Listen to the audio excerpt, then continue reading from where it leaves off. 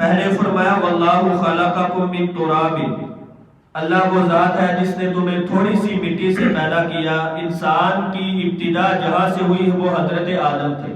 اور حضرت آدم علیہ السلام کو مٹی سے پیدا کیا گیا۔ ثم من نطفۃ، پھر نطفے سے،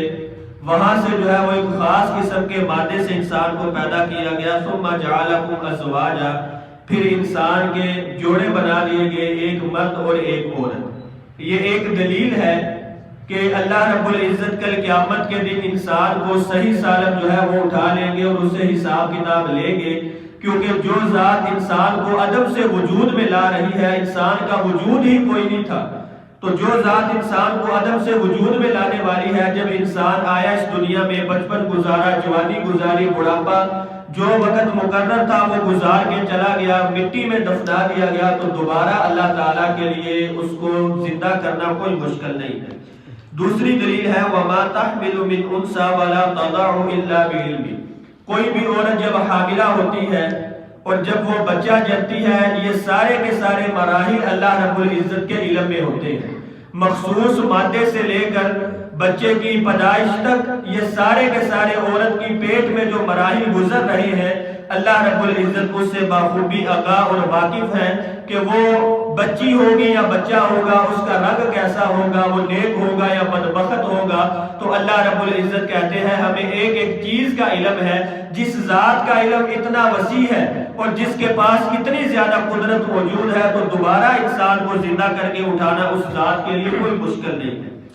تیسری دلیل یہ ہے وَمَا يُعَمَّرُ مِن مُعَمَّرٍ وَلَا يُنْقَصُ مِنْ عُمُرِهِ، کہ کسی بھی انسان کی عمر یا تو زیادہ کر دی جاتی ہے یا کم کر دی جاتی ہے، یہ چیز بھی تقدیر میں لکھی ہوئی ہے کہ یہ انسان نیک اعمال کرے گا، اس نیک عمل کی وجہ سے اس کی عمر میں ہم اضافہ کر دیں گے۔ جیسے نبی کریم صلی اللہ علیہ وسلم نے فرمایا من احب ان یبسط له فی رزقه وینسأ له فی اثره فلیصل رحمہ، جو بندہ اپنے رزق میں فراوانی اور عمر میں برکت چاہتا ہے وہ اپنے رشتہ داروں کے ساتھ صلہ رحمی کرے، اور جس کی عمر کم کر دی جاتی ہے، نبی علیہ السلام نے فرمایا جب انسان گناہوں کی لت میں پڑ جاتا ہے، اس کو عادت ہو جاتی ہے گناہوں کی، تو اللہ تعالیٰ اس کی عمر کم کر دیتے ہیں۔ تو اللہ تعالیٰ فرما رہے ہیں سب کچھ ہماری کتاب اور ہماری تقدیر میں لکھا ہوا ہے۔ ان ذلک علی اللہ یسیر، یہ ساری کی ساری چیزیں اللہ تعالیٰ کے لیے بڑی آسان ہیں۔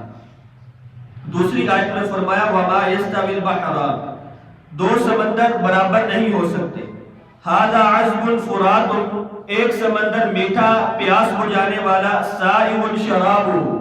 اس کا پانی بڑی آسانی کے ساتھ حلق سے نیچے اترنے والا، وھذا ملح اجاج، اور ایک کڑوا اور نمکین ہے، ومن کل تأکلون لحما، ہر قسم کے سمندر سے تم تازہ گوشت کھاتے ہو، وتستخرجون حلیۃ تلبسونها، اور سمندر سے زیور نکالتے ہو جس کو تم جو ہے وہ پہنتے ہو، وترى الفلک فیہ مواخر، اور تم دیکھتے ہو سمندر میں کشتیاں پانی کو چیر رہی ہیں، لتبتغوا من فضلہ، تاکہ تم اللہ رب العزت کا فضل سمندر سے تلاش کرو، ولعلکم تشکرون، اور اللہ کا فضل اور رزق تلاش کرنے کے بعد تم اللہ تعالیٰ کا شکر بھی ادا کرو۔ یہ بھی اللہ رب العزت کی قدرت کاملہ کی دلیل ہے کہ دو دریا ہیں ایک ہی جو ہے وہ جنس کے، لیکن ان دونوں کے درمیان اللہ رب العزت نے فرق رکھا ہوا ہے۔ ایک کا پانی میٹھا ہے، بڑی ہی آسانی کے ساتھ حلق سے نیچے اترنے والا ہے، دوسرے کا پانی کھارا اور نمکین ہے جس کا پانی جو ہے وہ آسانی کے ساتھ حلق سے نیچے نہیں اترنے والا،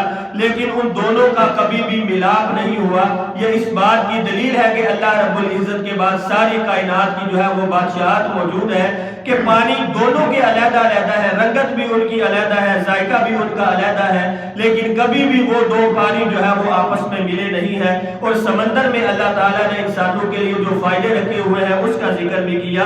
لحما طریہ، تازہ گوشت اللہ تعالیٰ نے مچھلی کی شکل میں رکھا ہوا، وتستخرجون حلیۃ تلبسونها، اور زیورات، ہیرے اور جواہرات رکھے تاکہ انسان جو ہے وہ ان کو پہن سکے۔ تیسری آیت میں فرمایا یولج اللیل فی النہار، اللہ وہ ذات ہے جو رات کو دن میں داخل کرتا ہے، وَيُولِجُ النَّهَارَ فِي اللیل، اور دن کو رات میں داخل کرتا ہے، صبح سورج طلوع ہوتا ہے، شام کو غروب ہوتا ہے، تو یہ اللہ رب العزت کی مرضی اور اختیار سے ہے۔ وَسَخَّرَ الشَّمْسَ وَالْقَمَرَ، سورج اور چاند کو اللہ تعالیٰ نے مسخر تابع کر دیا۔ كُلٌّ يَجْرِي لِأَجَلٍ مُّسَمًّى، کائنات کی ایک ایک چیز اپنے مقررہ وقت کے مطابق تیر رہی ہے، چل رہی ہے۔ ذَلِكُمُ اللَّهُ، یہ اللہ رب العزت ربکم تمہارا رب ہے، لَهُ الْمُلْكُ، اسی کی بادشاہت ہے، وَالَّذِينَ تَدْعُونَ مِن دُونِهِ، اللہ رب العزت کو چھوڑ کر جن کو تم پکارتے ہو، ما یملکون من قطمیر، کھجور کے اوپر جو گٹلی، اس کے اوپر جو ہے وہ چھوٹا سا جو چھلکا ہوتا ہے، اللہ رب العزت نے کہا جن کو تم اللہ تعالیٰ کے علاوہ پکارتے ہو وہ اس چھلکے کے بھی مالک نہیں ہے۔ اللہ رب العزت ساری کی ساری کائنات کا مالک ہے۔ آگے فرمایا ان تدعوهم لا يسمعوا دعاءکم، اگر تم ان جھوٹے معبودوں کو پکارو بھی، ان سے دعا بھی کرو تو یہ تمہاری دعا سنیں گے نہیں۔ وَلَوْ سَمِعُوا مَا اسْتَجَابُوا لَكُمْ، اگر یہ سن بھی لے تو یہ قبول نہیں کر سکتے۔ وَيَوْمَ الْقِيَامَةِ يَكْفُرُونَ بِشِرْكِكُمْ، کل قیامت کے دن ایک وقت ایسا بھی آئے گا جن کی تم عبادت کرتے ہو، جن سے دعائیں مانگتے ہو، جن کے نام بھی تم منتے جو ہے وہ دیتے ہو درباروں میں جا کے، کل قیامت کے دن یہ انکار کر دیں گے ہمارا ان کے ساتھ کوئی تعلق نہیں۔ وَلَا يُنَبِّئُكَ مِثْلُ خَبِيرٍ، جس جیسی زبردست خبر اللہ رب العزت انسانوں کو دے سکتے ہیں، کائنات میں اور کوئی ذات نہیں جو ایسی زبردست اور بہترین خبر دے لے، تو اللہ رب العزت نے خبر دے دی ان تدعوهم لا يسمعوا دعاءکم، اگر تم ان کو پکارو یہ تمہاری دعا قبول نہیں کر سکتے۔ اللہ رب العزت نے ایک جگہ پر ارشاد فرمایا جن کو تم ہمارے علاوہ پوچھتے ہو، اگر یہ ان سے